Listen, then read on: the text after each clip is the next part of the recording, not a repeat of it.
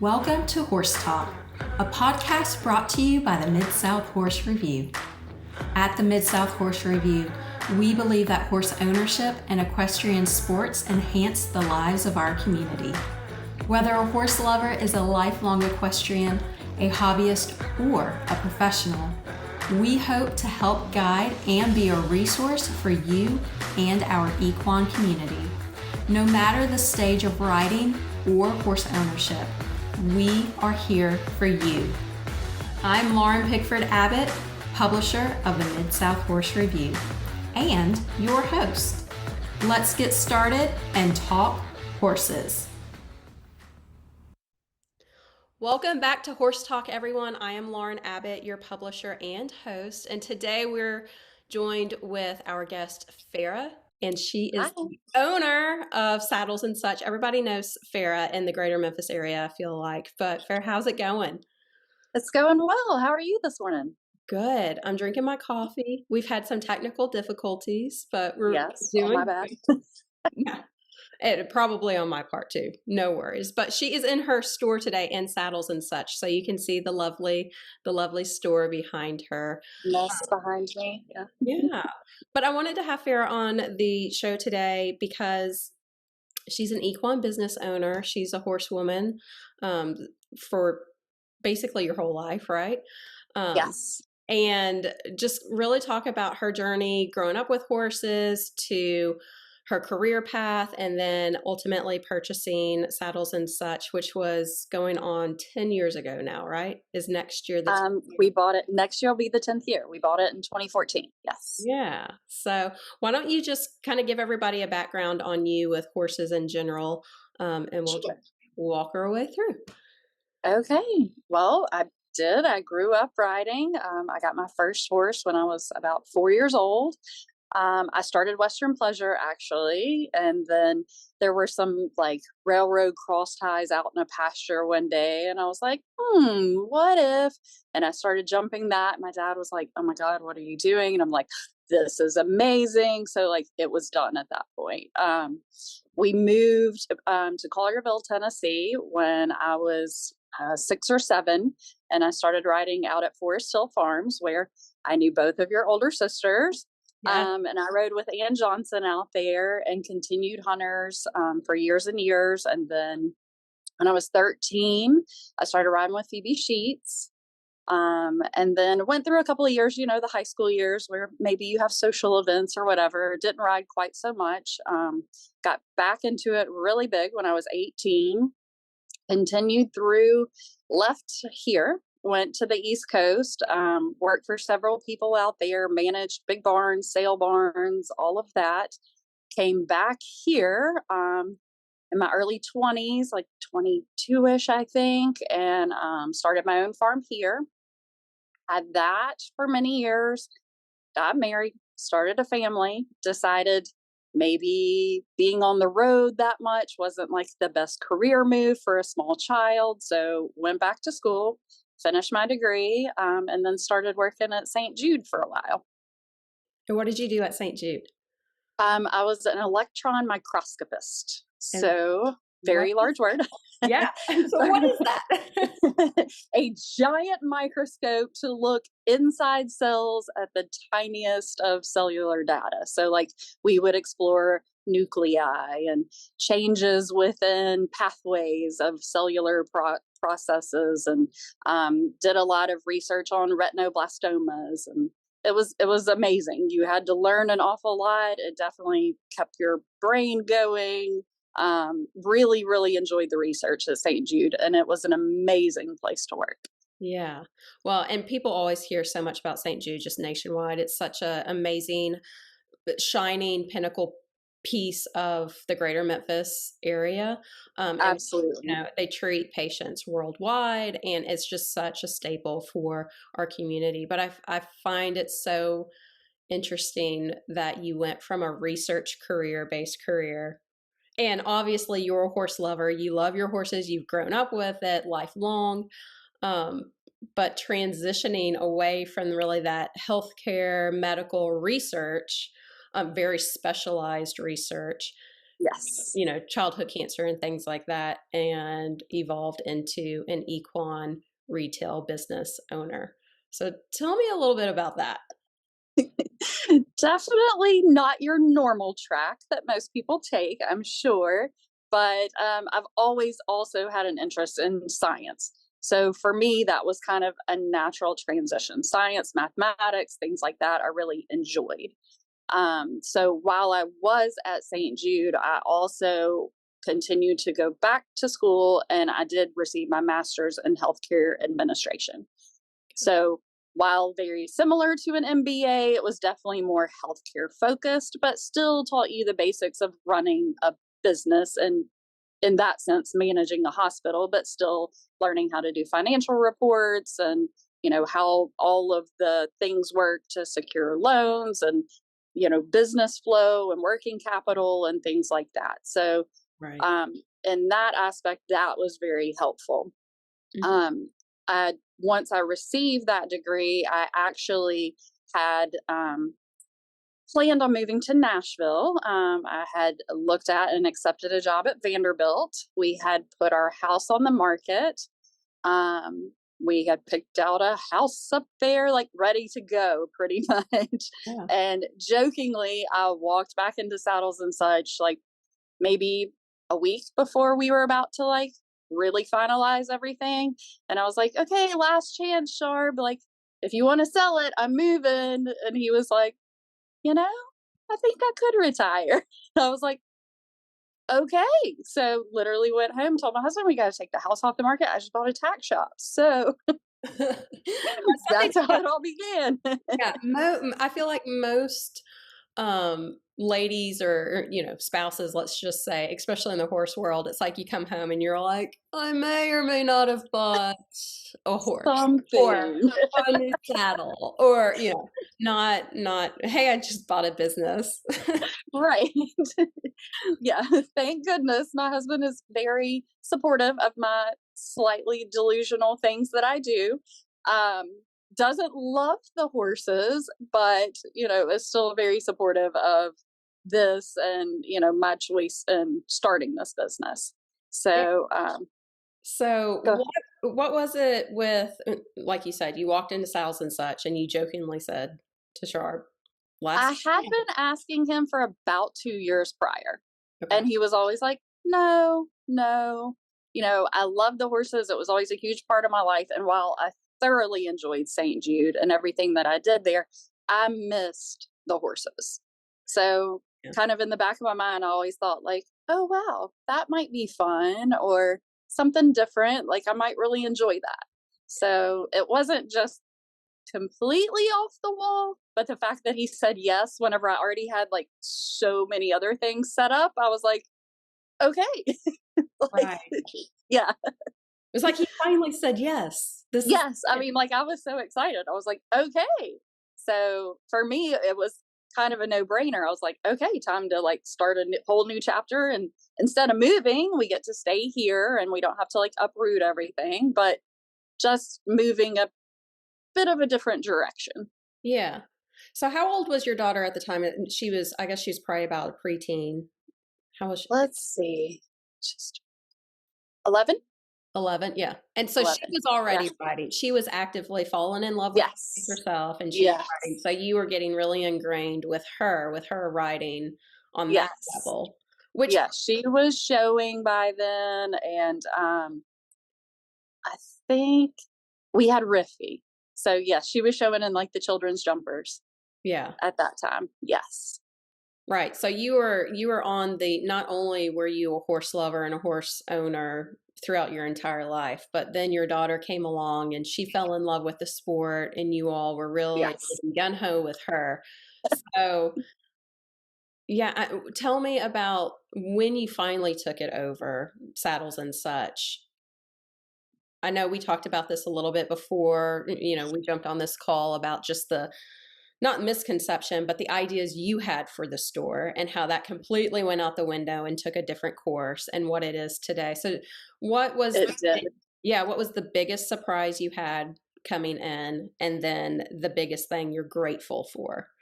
The biggest surprise I had coming in, this store at the time had gone mostly consignment. Mhm. I dealt with that as best I could. It was definitely a learning experience. There were items that had been left in here for 15 to 20 years, boots with soles falling off of them. I mean, saddles that were rotting. It was quite an experience. I did spend over 2 years trying to contact owners, place notices in like Mid South Horse Review and other local papers, Germantown News, just letting people know ownership had changed. Please come get your items. Eventually, I had to move everything into my home where I stored it for a whole additional year. Wow. And then at that point, I said, okay, enough's enough. I donated everything to war horses that was left. I Awesome. was like, if you haven't checked on it in 3 years at that point, like, I don't think you're coming back kind of thing. Yeah. But it was definitely eye opening and it really made me hone in that I definitely didn't want to do the consignment anymore, except for the saddles that I felt like I could manage. But Mhm. all of the breeches and the boots and the helmets and all of the other things, I was like, this is a lot. Um, so originally, my thought had been I could do the consignment saddle still, but I really wanted to go more like boutique to Mhm. where I would just kind of like help clients like do custom orders and things like that because I loved like all the fabrics and from when we grew up riding like we had the beautiful collars and we would monogram them and the shirts were so pretty and all the colors like I wanted to kind of bring that back. Right. But it quickly took a change in direction because Laura over at Saddles and Such, I mean, sorry, at Judy's Tack Shop, she had called and gave me a heads up because she was like, I know what direction you're kind of thinking. And she's like, but I just want to let you know, like, we're going to be closing this location, which was a staple here in Germantown, but she had everything. Like, she was a full retail tack store.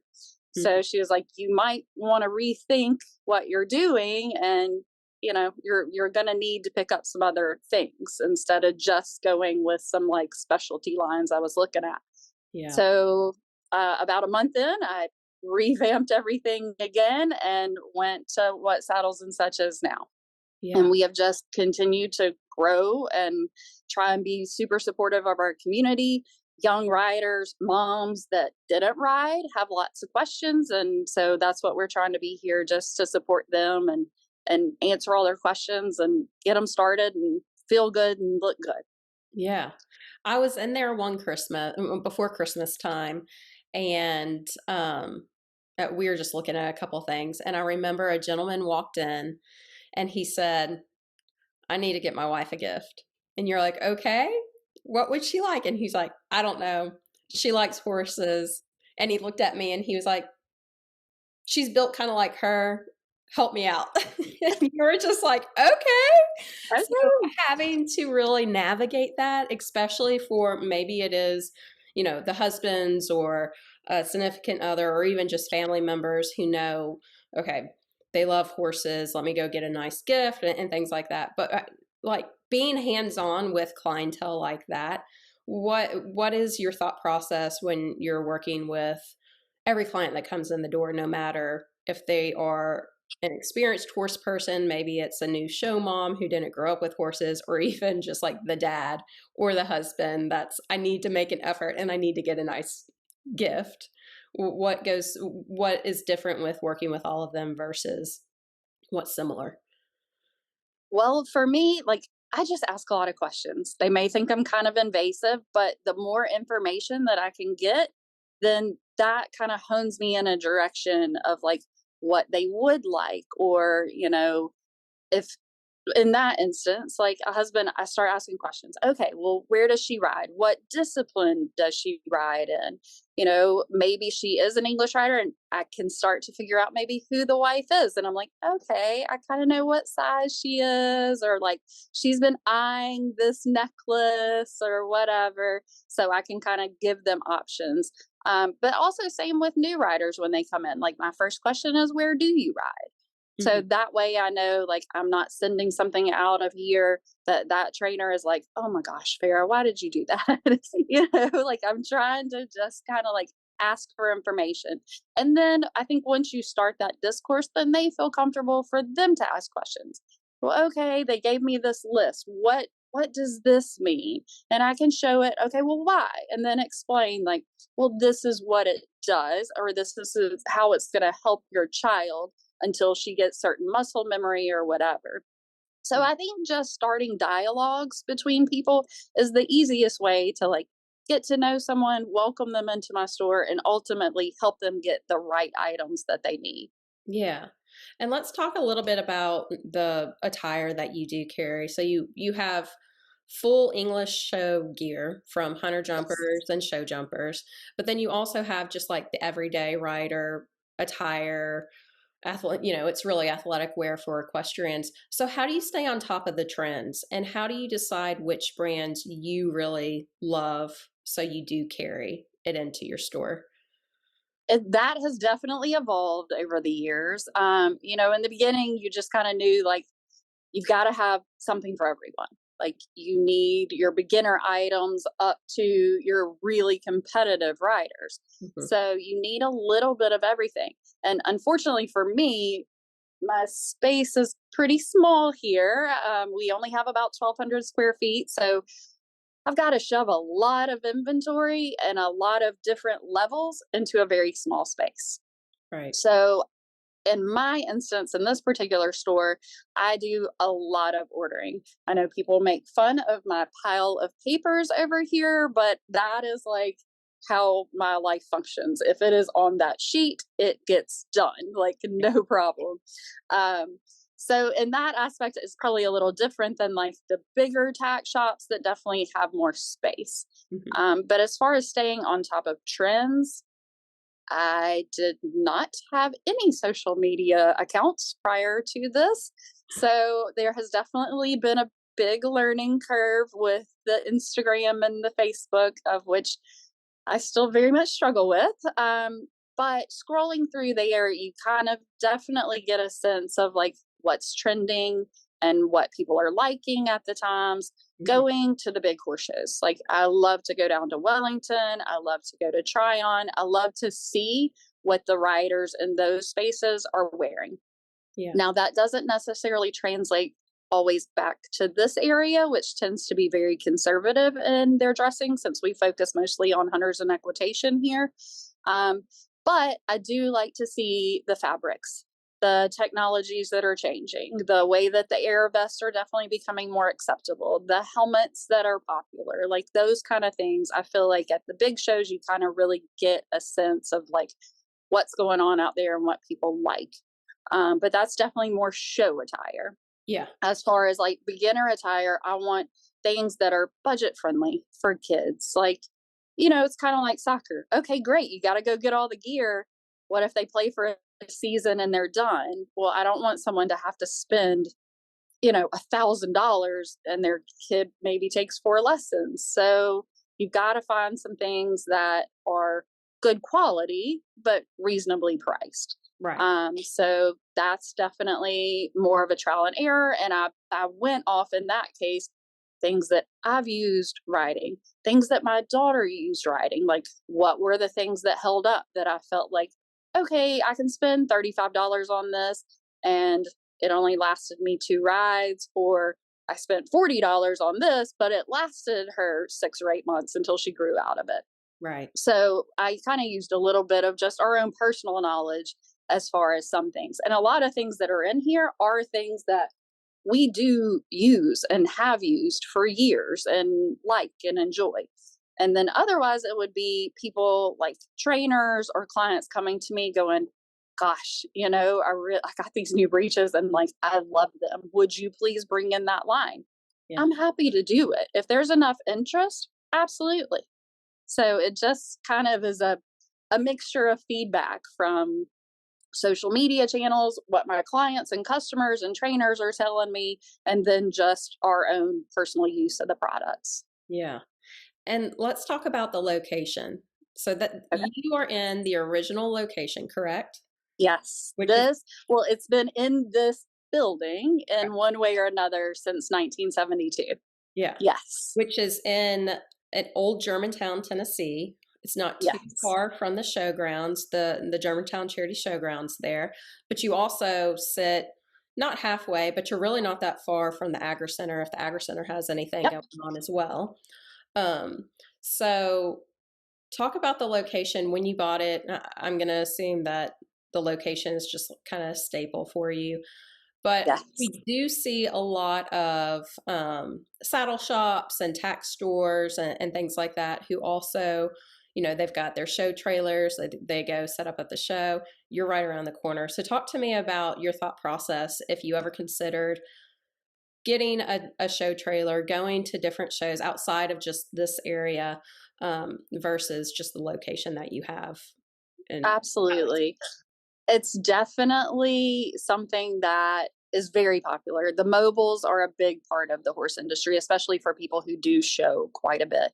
And if you do show quite a bit, that's typically where you're shopping because you have the time in between the classes to go over to the mobiles and go, oh my gosh, I just came off. I've got to have a new helmet. The steward said I can't go until I get a new one. And you got to have access to those things right then. Or I just broke my reins on the way to the ring. Like you don't have time to run around the corner. Um, so the mobiles are definitely, a big part of this industry. And yes, I absolutely have looked into it. My biggest struggle with it is the being on the road. There's one of me and I like to be here. I'm here usually always Monday through Friday, sometimes Saturdays and sometimes Sundays if people don't show up. So, it just kind of depends. But I've got to be here and it's hard for me to be here and be there. So I hadn't been able to quite figure out that balance in order to take that step just for me personally. And maybe I'll get there at some point, like if I have a good manager here and I feel comfortable to step away. But at the moment, I love being here and I really don't want to spend my life on the road. I did do that in my 20s. I mean, we were on the road and showed, gosh, I think it was like 42 weeks out of the year. So I don't really want to do that again, but maybe there's a great young person out there that does, that would need some support getting up and going, and I might be very interested in that. But this location to me, the fact that when I did buy it, it was a turnkey business. Now, definitely there has been a lot of changes and growth over the years, but the fact that from day one, I could start making money to reinvest back into the business was a big aspect of this location. Yeah. And the fact that it has been here since 1972, all of our horsemen know it. Like I have fourth generation horsemen that shop in here. So that's pretty cool. Yeah. And that's something that I hope to keep going. And I hope that it stays here and continues to grow. Our horses kind of keep getting pushed further and further out. So sometimes it's a hard balance. Like, do you continue to stay here or do you move a little closer to where the barns are? And that's just something that you have to question and balance and figure out what's right for your business at the time. I'm afraid at some point that day is going to come. Where this will not be here anymore and we'll have to do something, but I don't want to think too much about that. So, yeah, but it is nice being here and close to the showgrounds is a wonderful thing too, because even though there are usually mobiles, open there for our competitors, it's still nice, especially for out of town people. Sometimes they want to get out of the wind or out of the rain or out of the heat and come in and just shop somewhere differently. And then I also have, maybe the mobiles don't have it. Trainers will call me. I'm happy to run stuff over and drop it or whatever I need. So I think we have a pretty good working relationship with everyone in the area that if they need something, I'll try everything I can to make sure that they get it. Yeah, absolutely. And talk about, you alluded to it a little bit, just having that brick and mortar, how important it is, especially the location.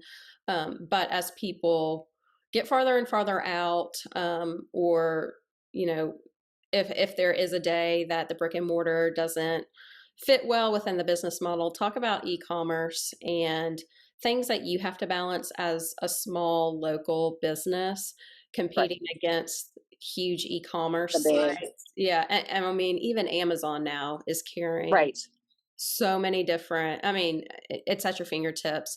And maybe not so much, we can blame a little bit on COVID as far as people just having to shelter at home and buying things online and things like that. But even before that, I feel like e-commerce was really picking up with the retail world.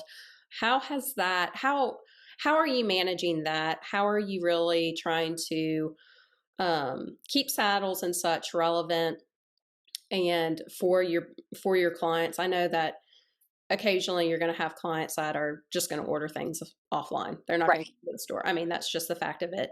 How do you manage that? And what are ways that you're really trying to enhance your location, enhance your online presence? I know you said social media is something that you struggle with, but with your website. And have you looked towards having a full-blown e-commerce site? I do have a website. I did build it during COVID because I actually had time. Right. Yeah, it was amazing. You know, very fortunately for me, I was allowed to stay open just because that we do carry, you know, some medication supplies for horses in case they're injured or there was an emergency. We did have to change things to meet the regulations and everything. So I did have lots of hours during the day where no one could come in my shop. So I had time to really develop the social media a little bit more, work on the website. We do have one. I will say it is probably not the greatest. And the majority of my products that are actually in the store are not on the website. So while we do a little on e-commerce, it's not my main focus. But it is definitely in the back of my head that is something that needs to be better developed. And I'm I've been looking at some other systems that integrate my inventory a little better. So probably whenever I have a minute, maybe January, February, we're going to look at probably switching to a different e-commerce site. And get some more inventory actually loaded onto there. And then you can offer like arm deliveries as well, or shipping options. So, because with your inventory, not only do you have to make sure that it's loaded in your point of sale that you have in your store, you then have to load inventory on a website and then it talk with your point of sale and having to make sure all the technology talks with each other. Is really, really difficult. And I don't think a lot of people understand, especially for small business, the amount of hours that goes into having to track inventory, to load inventory. And then you have to, if you do get out of town, more out of town business, which is fabulous, but then the hours that are put into shipping, and then you have to find shipping, you know, the best ways to ship, the best, things like that. And where you do have help, you are so hands-on, and you are, like you said, sometimes you're in your store 7 days or 6 days a week when you're open. So talk to me about the challenges with that, of being a small business owner, being super hands-on, and even with some of the staff that you have now, how you're really managing a little bit of everything and what that's like as a business owner. I have some great staff right now. Two super amazing young horsewomen, but they also horse show and are gone a lot. So it's a lot of, you know, and I think I'm pretty flexible. I hope I am anyway, of allowing them to leave whenever they need to leave. But then there's also that hole that has to be covered. So yes, I am very hands-on. I am here every day pretty much. Even when I'm not here, I'm answering texts or answering their questions from the girls that are working here, which is fine. And I love it. But yes, it doesn't leave a lot of time for me to look to other things to where I can expand the business. We are definitely at a point where probably a good manager would be very helpful for me. But as you said, I am also very hands-on, so I kind of like to do all of my stuff. So it's maybe hard for me to let go of that aspect a little bit and really look into some other things to grow the business, because I like helping my customers and I like to be there and know, like, okay, well, yep, that pony is a 64. So you need this, this, and this. Or, okay, yep, your horse is definitely an oversized. Like, we're going to go this direction. So, that part is, I think, is just maybe me, that it's hard for me to let go. But point of sales, oh my gosh. Yes, very much a headache. The one that I currently have, Sweet Emma, helped me load everything in it. I will say it took several bottles of wine over the course of several weeks. And I don't want to do it again. And that's why I'm struggling so much with switching to another system.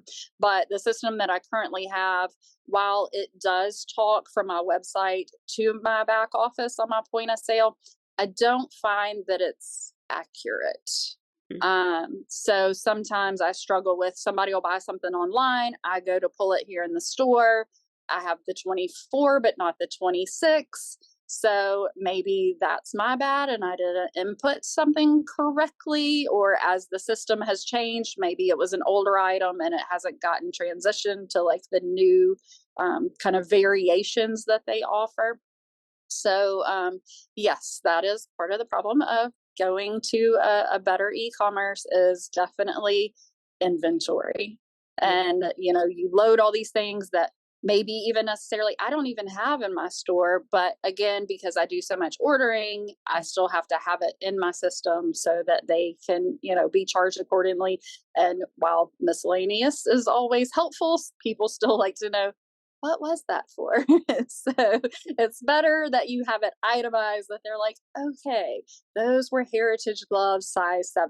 And it's also wonderful to have that. So when they come in and they go, okay, my kid's outgrown it, you can look and go, oh, well, the last time you bought a size 7, so this time maybe we need a 7.5 or an 8. And so it kind of helps them as well to kind of just run in real quick sometimes, instead of having to be like, okay, well, when's Sally going to get out of school and we have time to make it. So, well, spam, lovely.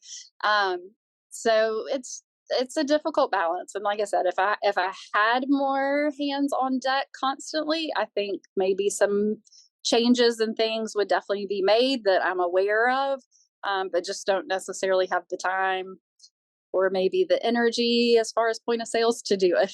Yeah. And those are definitely some challenges of just being a small business, especially in a retail setting where you do have to track inventory. But what are some of the benefits of being small in your business, in the business? The fact that I get to know my customers. Yeah. Like, I know them, I know their horses and ponies, I get to cheer them on and be supportive for them. So that's my favorite part, is just being here for the customers and getting to help them get exactly what they need and navigate okay, well, you don't need this now, but maybe you'll need this in the fall, if they're trying to budget things, or, it's horses. It's always something, it seems like. Like, I had one mom and she's like, I thought I had everything. What is this?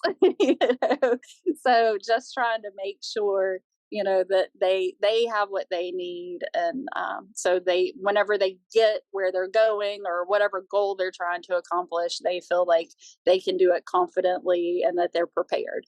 Yeah. So that's my favorite part of being here and being small. Yeah, it's almost like you're a part of the team. Like, yes, when they're getting ready or they're preparing, or maybe they're stepping up into another division, or they're just growing kids and they need new show clothes or a new next step. Yeah, things like that. It's kind of like you're a part of the team, like you're their personal stylist almost. Yes. Get you ready. That is my favorite part, when people come in and they do want to do customs. I get so excited because I'm like, okay, we're gonna deck you and your horse out. Okay, what do you like? What let me see your horse's color. That is definitely my favorite, most fun part. So yes, I absolutely enjoy that. And I love, sometimes they'll run by like, I don't know how to braid. Can you braid my kids' hair? Like I've done that on their way to the horse show where like we can't get her zipped in the boots. And I'm like, zoop, and they're like, oh my gosh, we just struggled for 30 minutes. I'm like, Yeah. I've got this.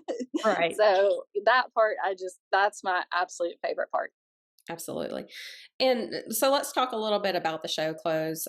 We talked about some of the, just the everyday wear clothes of how you get things that are trending in, and you started to carry a new brand just recently. Just recently, yes. We brought in Horse Pilot. Okay. It was a line that I had several customers and trainers asking for. They were really loving the technology of the fabrics, the grip and security in the saddle, and they also offer air vest for smaller children. So it was a line that I looked into for a little bit. My daughter also just traveled to France to get the training on that line and specifically on the air vests, so that she would know exactly how to fit them, issues with cartridges, lanyards, all of those things that are involved with the safety vest. Right. So we're super excited to have this line. It's an amazing line that was developed by 3 jumper riders in Europe, but they also did outdoor activities. And at the end of the day, as equestrians, we are athletes and we are outside. And this is a technical sport.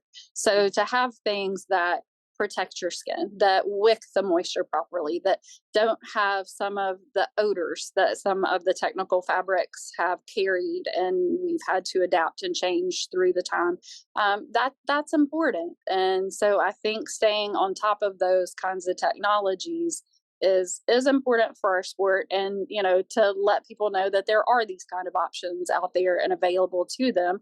And sometimes while people do order online, it's hard, especially French sizing, Italian sizing, German sizing to US sizing. Italians, it's all kind of fits differently. And so until you like really figure all of that out and hone it in, maybe you just bought a pretty expensive pair of breeches that doesn't fit, and you've already paid to ship them to you got to pay to ship them back and then pay to ship another pair. Like it kind of all adds up. So I think at the end of the day, while online is very popular, people still enjoy being able to come in here, touch it, feel it, try it on, figure out the sizing, feel it, figure out like, oh, these are super flattering, or like, I don't love that so much. So I think that's still a big draw of our customers here, is that we do try and keep on top of things, and that they can like touch it, feel it, try it on. Yeah. I am not the tall, lean, beautiful equitation body built. Neither am I. So I've always needed wide calf boots, and especially before the zippers technology came out, it was so hard to. I have got short legs and they're wide, so I would have to order a wide calf, get that in. Sometimes I would have to go even a size up and just be like, oh, you got to wear thick socks. But then because I have short legs, then I would have to take them to a boot, leather store and have them trim the tops off just so that they would fit my leg. Well, boot technology is completely different now, which is amazing. But I remember I got a pair of Ariat boots from you and came in with a friend, and I can't remember if she was looking at saddles or she was looking at boots too. Was not going to look at anything in the tack shop. I was just along for the ride. And I saw the boots and I was like, oh, well, I have to wear wide calfed. So you're like, well, I have them. I was like, oh, let me try them on. And then I tried them on. I was like, and they're short, they fit. And so, They fit. And then I bought them, which was not a planned thing. But it was so nice to be able to go in and try it on and see how it felt. And especially with, breeches too. I'm not the long-legged, lean rider, and I don't want to just wear something. I don't want to buy something that everybody's just wearing and then it not fit me right. It's so nice to just be able to go in and try it on, but then also beyond that, you carry so many different cuts or styles of certain brands that, okay, that one definitely didn't fit. Let's try this one on. So it's just so nice to be able to go in. I don't buy any clothes, like any clothes that I wear on my body. I don't buy them online. Why would I buy my riding attire online? It's just so nice to be able to have that. So I do love that your storefront is so visible and it's been there for so long. But, if I had a supermodel body, then maybe I could buy stuff online, but I don't. But and I think today also with equestrian sports, when we were growing up, boots and or jeans and full chaps, or then it went to chaps, like you were comfortable in the barn, and everybody really thought of wearing your tall boots and your breeches as being pretty uncomfortable. It was something that you would just pull out for the show. Save that. Yeah. Yeah. But now it's the everyday barn attire, and people want to be comfortable. They, like you said, the technology of just like being outside, whether it's super cold outside or it's very hot. We don't want to be walking around and smelling ourselves all day, and just the technology, the wick away technology, the sun, the sun shirts and things like that. So it's definitely more of that athletic wear, which again, thank you, COVID. Everybody wears stretchy pants 90% of the time now. Love it. Yes. Yeah. So now I don't feel weird if I'm going into the grocery store wearing my breeches, because whatever, everybody's got stretchy pants on. Looks like it. Yeah. Yeah. And that's a lot of the technology has definitely moved that way. It's not that stiff, really thick fabrics anymore. Thank God we don't have to wear wool jackets, but there are some beautiful options out there if people are still interested, and also lighter technologies. Mm-hmm. So it definitely has changed a lot. And like you touched on, you have to carry so much, but I feel like that's so important for someone to be able to come in. And yes, I probably do have about 12 different brands of breeches back there. Some are short, some are long, some are super stretchy, some aren't as stretchy, some hide things a little better. But I feel like that's important for everybody to be able to try that on and figure out, oh my gosh, this is the breech for me. Mm-hmm. And so I think that's nice to be able to have access to that. Yeah. And for the riders to feel comfortable wearing them, and not feel like they have to run and take them off immediately. But, we're actively riding and performing and exercising in these. They need to be comfortable and you feel good. And maybe not the tall boots so much, but the breeches, yes. Yeah.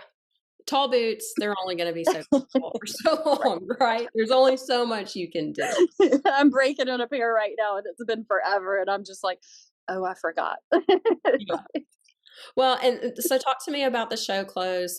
Obviously, Hunter Jumpers sticks to a very traditional, classic look. So there's not tons of veering that you can do as far as bling in the Hunter Jumper world. Correct. Talk about the different Hunter Jumper show coats that you carry, maybe some newer brand breeches that you have, and then we'll get to jumpers because that's where I feel like people can have more fun.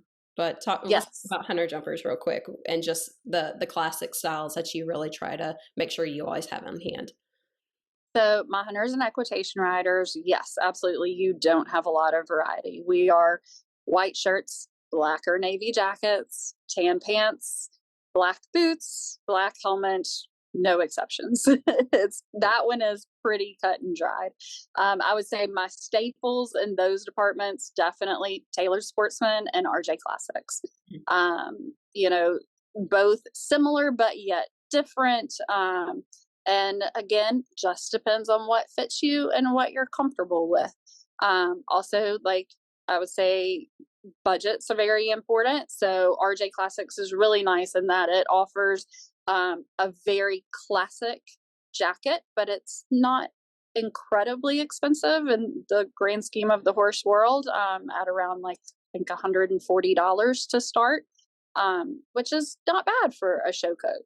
And then they go up to their orange label line and gray labels. And so some of those offer a bit more technology, more stretch in the fabrics, a really flattering fit.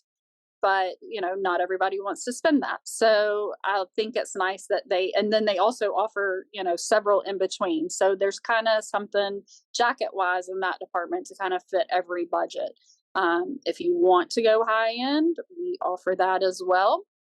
But I typically try and talk to the parent and figure out where they're comfortable in their budget trying to stay before hey, I've got this jacket over here. And they put it on and the mom loves it and they're like, it's how much? So, typically, like I said, when I'm in those conversations, I can kind of figure that out ahead of time and try and steer them towards, what is going to fit best for their budget. Or if they're just starting, this is their first horse show, the kid's still growing, yeah, there's not a need to buy the super expensive jacket unless you just really want to, because they're going to outgrow it maybe by the next show.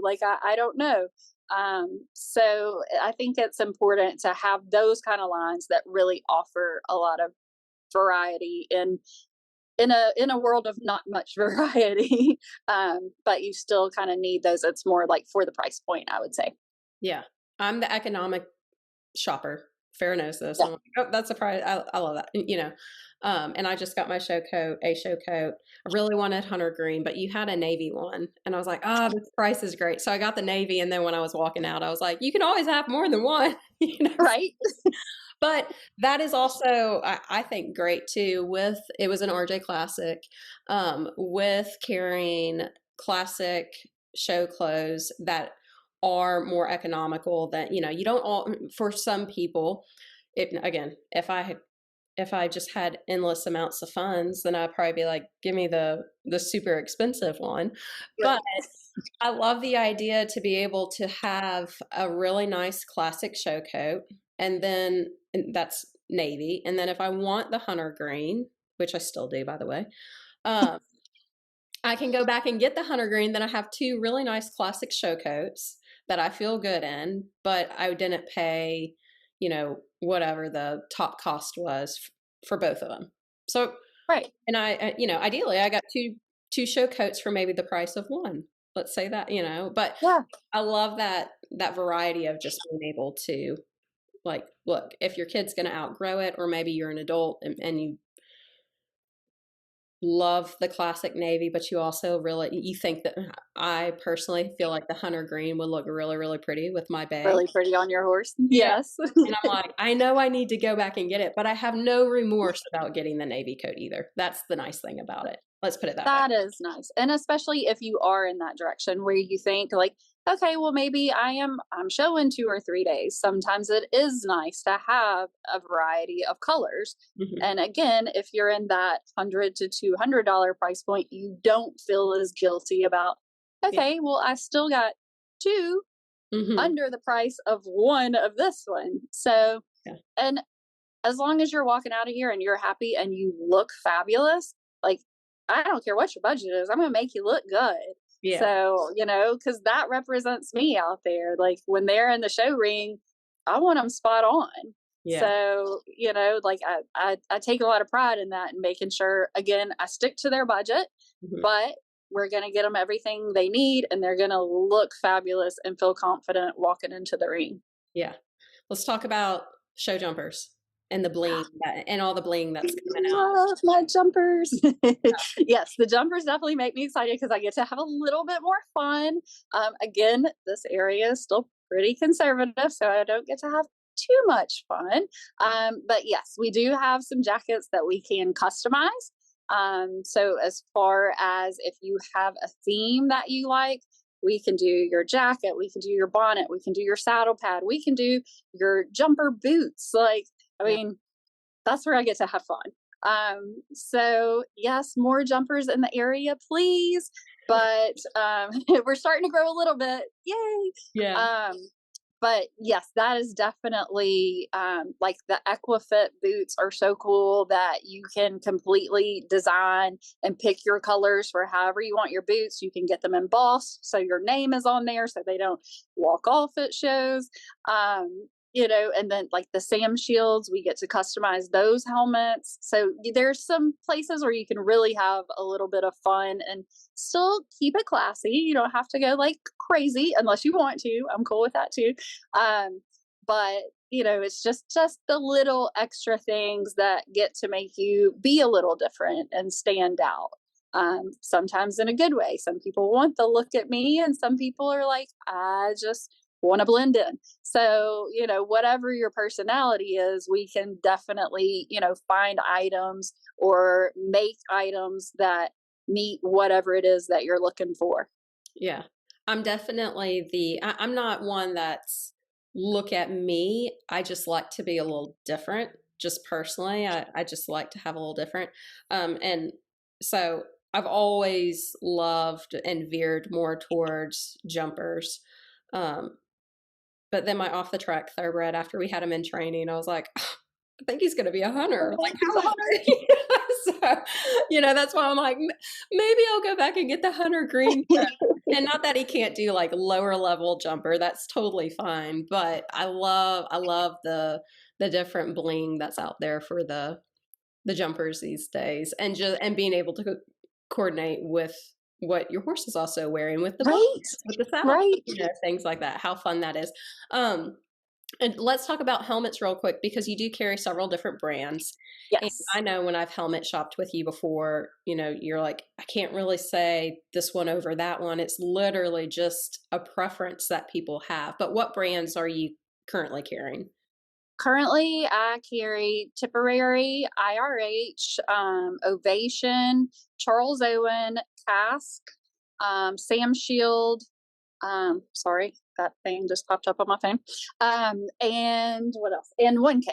So quite a big variety there. The biggest thing for me, number one, a lot of people come in and it's budget. Yeah. So we have some low end, like starter helmets, like get you going. And then say your kid sticks with it, or you're looking to go to a horse shows, maybe it's time to upgrade. We definitely have helmets kind of to fit every price point. But the biggest thing with a helmet is the fit of the helmet. So like I'll have somebody walk in and they're like, I'm here for the cast. Well, maybe it just has a little wiggle. It just doesn't quite fit their head. So we're going to try on all the helmets. Like I had somebody in here yesterday. I'm down in the floor. We have 8 helmets. Like we're trying them all, because at the end of the day, it comes down to fit. And to me, that's so important. And so I don't really care what helmet, what brand you walk out of here with. It's got to fit your head securely, but comfortably. Yeah. And once we find that and it's in your price point, like perfect, we've got your helmet. And then if you want to change the rails or bling it out, we can do that from there. So just like finding that perfect fit is the most important thing in that aspect, because all the helmets meet the safety specifications. They're all going to do their job if they fit properly. If they don't fit properly and they're wiggling around, or they come off your head and can't protect, it can't do its job. So we've got to make sure that it's nice and secure, but comfortable. Yeah. And what about some of the brands that are definitely show ring ready, or, approved for show ring? They're nice brands, but you run into, maybe that brand's not as popular as another brand. How do you really talk through, and helmets are a little bit different, because it is an easier conversation of, I know you love that Sam Shield, but it doesn't fit your head. And at the end of the day, you need to, if you do have a fall, you need to be able to get up and walk away and get back. But some of the brands that you definitely carry that might not be the first choice, but definitely fit the rider, their body fits their head better. How do you have those conversations of, because the horse world is very much, that is what everybody's riding in. Yeah. I want to ride in that, or have that brand. So how do you have those conversations? It's a tough conversation. Typically the parents are very understanding of it. They're like, safety first. Absolutely. I have no problem with that. Sometimes the kids have their heart set on something, and so that's a little bit more difficult. And sometimes also the trainers, like they send them in for, well, if they're going to Devon, like I want them to have the Alcantara Sam Shield in all black. Like, okay, we can do it if it fits. Now I will try everything in my power, changing out liners, liner fits, but if it doesn't fit at the end of the day, I am not selling you that helmet. Now, if you walk out of here and go buy it online, that's your decision, but I don't want to sell you a helmet that doesn't fit you. Right. So that's just important to me. The biggest other problem I run into with helmets is also the hair going up. Yes. If they do not know or understand how to properly hairnet yet, it's difficult because they want a bigger helmet than what they should have to be able to get everything in there. So that is a little difficult because at the end of the day, the helmet should fit to your head. Right. And the hairnet should not make that much difference. Now, I understand people that have really long, really thick hair. Yes, sometimes we have to make some accommodations. But for the most part, like if that helmet fits your head, it shouldn't matter if your hair is up or down. Like we should be able to get her done. Yeah. But so sometimes that's a little hard. And, until they really get that skill set down, they're like, this helmet is just too tight or it doesn't sit down enough. And I'm like, okay, we got to tweak some things. We got to try a different hairnet, like have this down. I tell them all the time, I'm like, practice before you go to the horse show, like make sure like how to do this, because the last thing you don't want to do is be walking to the ring in tears because you can't get your hair up in your helmet and it's lumpy and everything. So I'm like, please practice hair netting. But anyway, I lost my train of thought because my phone rang. So yes, it is a difficult conversation, but I feel like at the end of the day, whenever I explain to the trainer or the kid or the parent, like it truly is a safety issue. And if this helmet does not fit you properly, it cannot do its job. Right. So there's no reason for you to spend the money on it, and it is not going to protect. Yeah. So I just, once I usually explain that, typically they're like, okay, like right. I understand, that's fine. And it's not like I'm sending them out of here like looking terrible. Like they're still going to look great and fabulous in the helmet, but it's just going to fit right.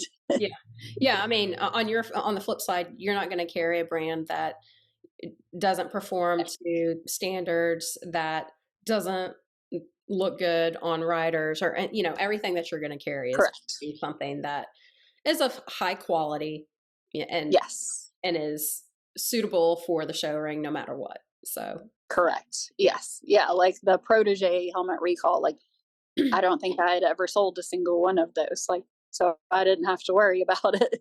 But, right. The helmets that I have in here are good quality helmets. I know I've done my research on them. It took me 2.5 years before I decided on my first air vest. Like I think about these things. I look at the studies. That's the researcher in me. Right. That I want to read things. And now there are a million studies out there, and you have to depend on, look at what they were testing to understand how they get the results. So sometimes some things apply and some things are maybe fancier than we need or less. So you have to be careful with the information that's out there.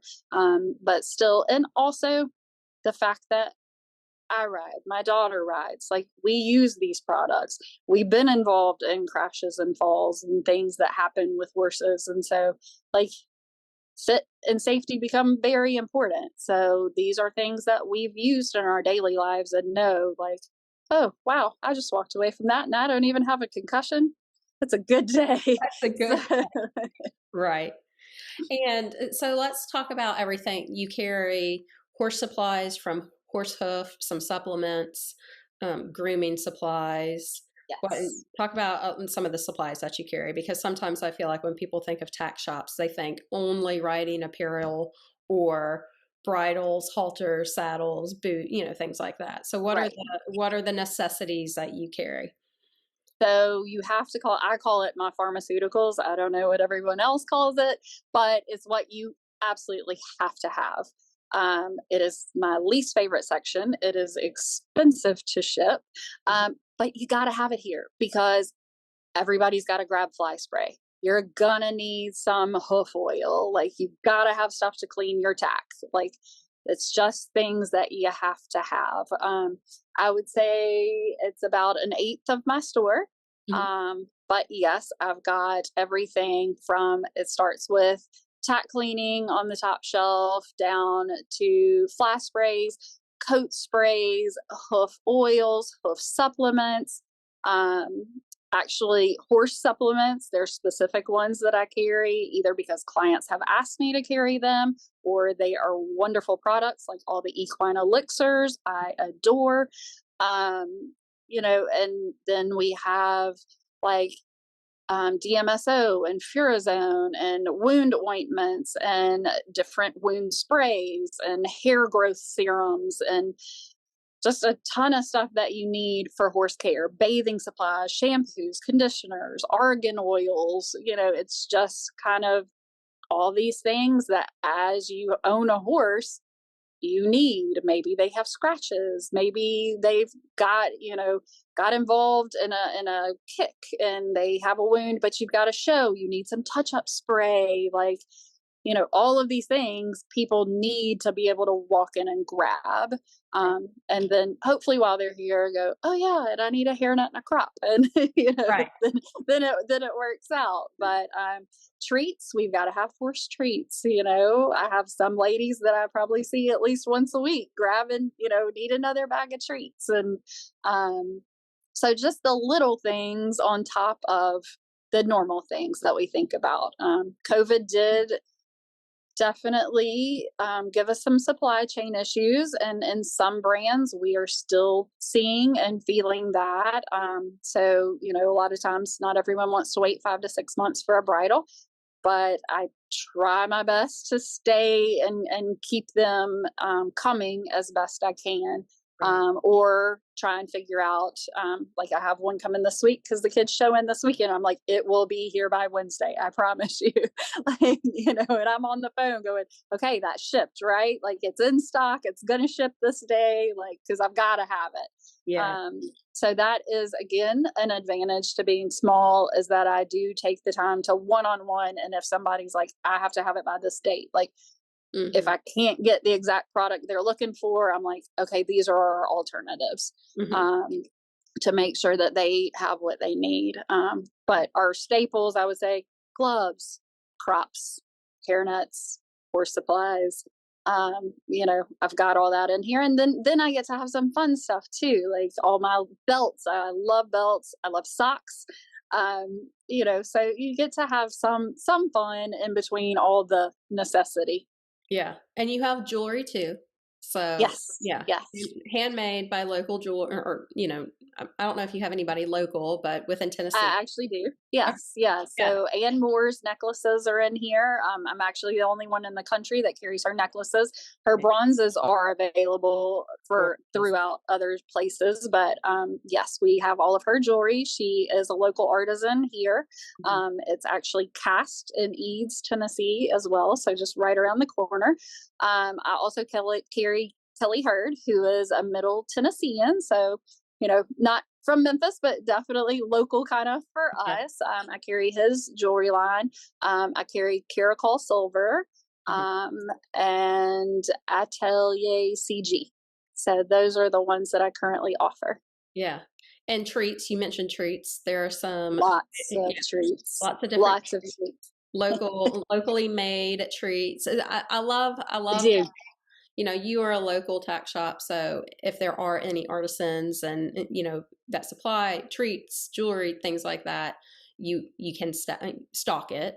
But yeah, it's just anything and everything you could possibly think of for horse related. We try. Boot shine kits, which, let's be honest, everybody needs a boot shine kit. Yes. What are the most popular items, especially throughout the holiday season? Because we're coming up on holiday time.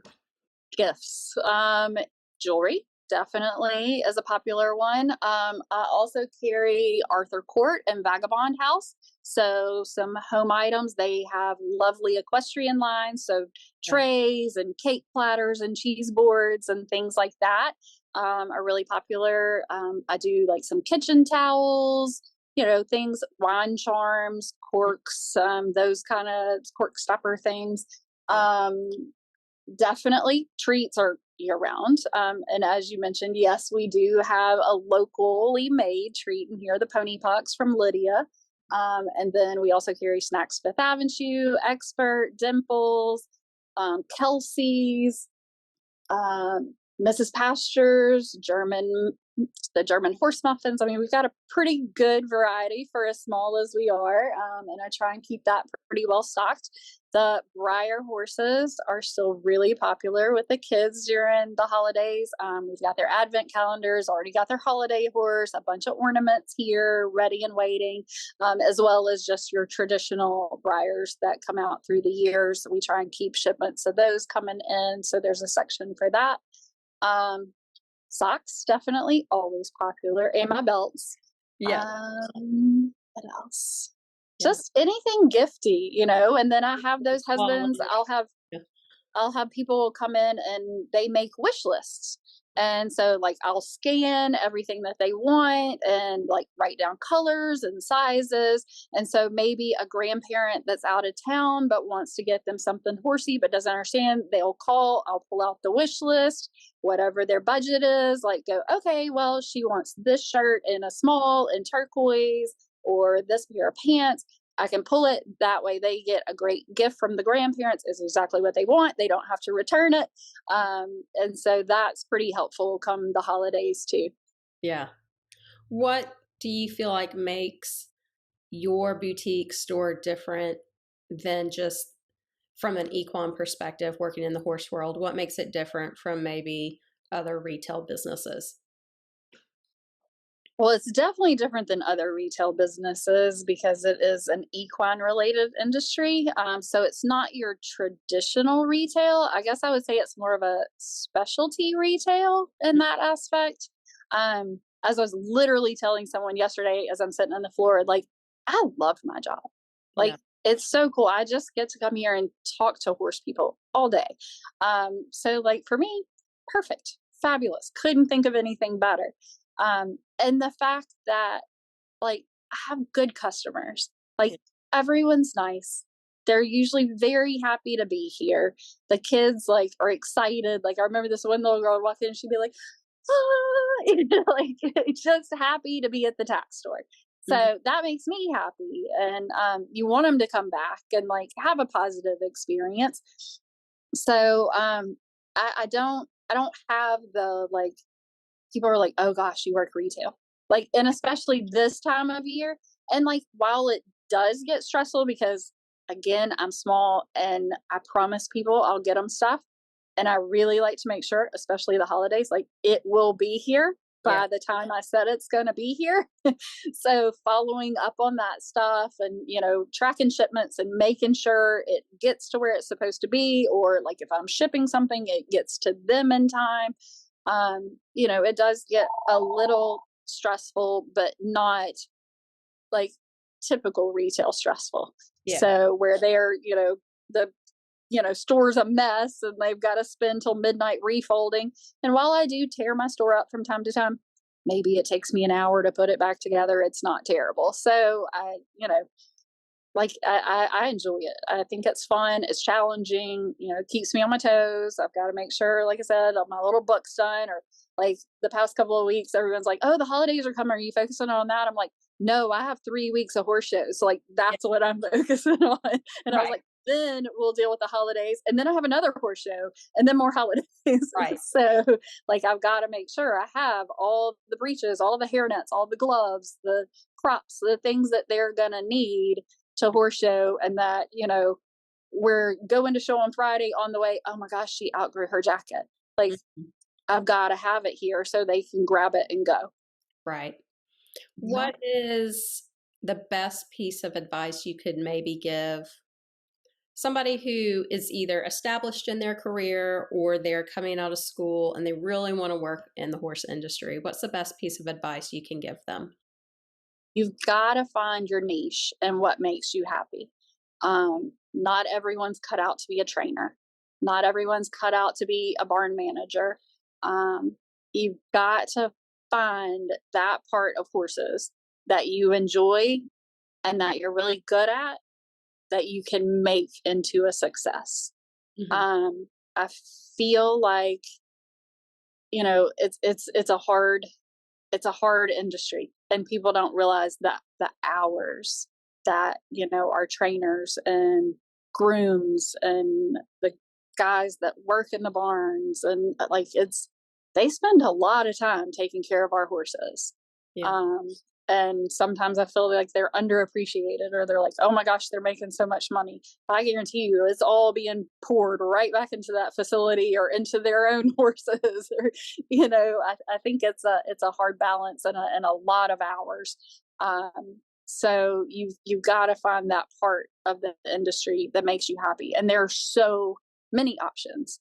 It's not just the trainer or the barn manager. There are things like this where it's retail or specialty, even little more boutiques, like what I was thinking about doing originally, or like making stuff. You manufacture your own line. Maybe you're into clothing and you want to come up with a really cool equestrian line. Social media, like there's a horse person that's really good at social media. I need you. So, there's definitely different avenues you can pursue and still be with the horses. Yeah. So you've just got to figure out what your niche is and what's going to make you happy, and that good, work balance that it's hard to find. Because me personally, am like the slowest. It takes me 4 hours just to ride Tina. Like, I got to groom her and I got to do all the things and tack her up just right, then go ride for 45 minutes. And then I've got to make sure she doesn't have any sweat marks or she's been bathed and all of her wounds, God forbid. So by the time I'm done, half my day's at the door, Yeah. So it's hard to find that balance, where I don't want to leave her just standing because I've got to go do something else, but, and when it gets cold, you got to run out there and make sure they have their chug or their proper blankets, and all the things. So it is hard to find that balance, but I think if you do and you pursue what you're good at, then you can find the success in that. Right. Would you be open to sharing one of your top goals for your business for the next year or two? It would definitely be growing the social media and the website. I mean, that is definitely in my mind. I have been mulling it over for a while. I think I know the platform that I want to go to. I almost did it last year, but it ended up pushing too close to the holidays and I couldn't get it done. So that is definitely, I feel like, an area where I need to focus a little bit more time and energy into to continue to grow the business. Because if God forbid, but I feel like one day this location is probably going to be doctor's offices or something, or rent I can't afford. I've got to be able to figure out what's that next transition for the business. Yeah, absolutely. Yeah. Thank you so much for chatting. Thank you.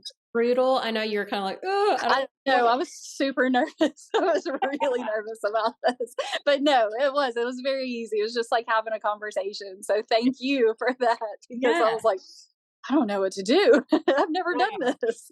I know. I told Fara, I was like, I'll send you some questions. And then this morning I was like, we'll just have a conversation. It will be fine. I promise I won't ask anything that's going to make you be like, don't ask me that. Yeah. So, but it's always easy. I enjoyed it. I feel like it's always easy. Us equestrians, I could meet somebody that, for the first time and have 5 minutes conversation with them. And then if it comes up that they have a horse, it's like we're best friends and we can talk. Absolutely. It's that connection. I feel like horses connect us on a different level where you just feel like instantly you've known somebody for life just if they're a horse person. So we could always, I could talk horses 24/7, which is why I guess I'm in my position now of, owning the horse review and constantly putting out content related to horses, because it's literally just a conversation. And a lot of our content stems off of conversations or questions that we get. So if any listeners have any questions for Fara, you are more than welcome to send them over to us. I'm happy to get it to Fara. You know where Fara's store is and saddles and such. It's in Germantown, Tennessee. So she would love for you to come in and check Absolutely. it out, especially if you have not. But she brought up a good point. There are several horse shows about to take place. There was one this past weekend, and then the West Tennessee Hunter Jumper shows the Harvest, and then it's the Memphis Charity. Memphis Charity, yes. So if you're in the area, I know you've said you've had great, clients come over from Arkansas for the shows, and they always come in or they call before they're coming, and they're like, we're going to need this. Do you have pop in? It's around the corner from the showground. But I've really enjoyed our talk. I'm glad you're not, it wasn't a brutal for you, but I love that, your story of coming from working with a major cancer research hospital in research and then transitioning to, this boutique equestrian retail store. And really that transition was grounded in you being a horse person and loving the horses and really just being like, I could talk horses all day long and being, and just evolving the store of what it was at the time that you bought it, which was, like you said, was heavily almost 100% consignment, and then evolving it to carrying all the leading brands, especially in the English riding area. I think it's something that our community that's so heavily populated with horses needs, and you are a staple in our community. So I thank you for taking the charge and keeping it going. I know, and I hope it's here for another 50 years. So. Yes, absolutely. So, but like I said, this has been a great conversation. If you've got questions, please shoot them over to us. We're happy to give them to Fara. Or if you feel like there is a great conversation that we need to be having, let me know. But this is the Horse Talk. We're going to publish this on all the major podcast channels, so Apple, Spotify, iHeartRadio, and then we'll also have it on our website, which is www.midsouthhorsereview.com. But Fara, thank you again. Fara Sudlow with Saddles and Such. Thank you, Lauren. You're welcome. And I remember, I will say, because you mentioned at the very beginning of riding at Forest Hill Stables, your old horse, thoroughbred, Marty? Hallmark. Yeah. It was Hallmark. Yes. Yes. I was a little kid, but I always thought that he was the coolest horse, even, He was awesome. Yes. He came from John Roper, a great horseman, and probably more horse than this child needed at the time. And he definitely put me to the test, but he went on to do great things. He was a super cool horse. Super amazing. So cool. And I feel like those are the horses that make us the good riders, the ones that maybe we have to hang on to a little tighter. They teach us so much. So, but I loved him. I love knowing that people in this equine community, the greater Memphis area, if you haven't known each other since, young childhood, you've known of them, or their horses, which I feel like absolutely is such a cool bond. So again, thank you. We'll wrap it up. Thank you. And we'll talk soon. All right. Sounds good. Thank you so much, Lauren. I appreciate it. Thank you for joining the Horse Talk podcast. You can find Horse Talk on any major podcast app, and please subscribe to our YouTube channel, which is The Horse Review. To subscribe to the Mid-South Horse Review to receive our monthly publication, you can visit www.midsouthhorsereview.com/subscribe. Until next time, this is Lauren Abbott, publisher of The Horse Review, and I can't wait for our next episode where we talk horses.